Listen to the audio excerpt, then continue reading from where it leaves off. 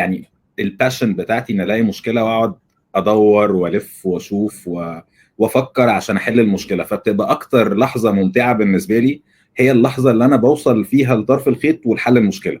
صح. فديتا is all about solving problem.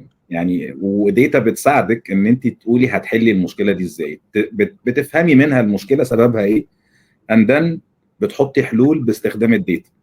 وده سبب من اسباب حبي للمجال ده. فزمان وانا صغير كنت بقعد افكك كده في الحاجات اقعد افك واجيب مفك واقعد افك الكاسيت وافك التلفزيون وافك الموبايل. كانش فيه موبايل طبعا على ايامي، بس يعني اي الكترونكس كنت بحب افكها حتى لو هي مش بايظه على فكره، لمجرد ان انا بفهم هي شغاله ازاي.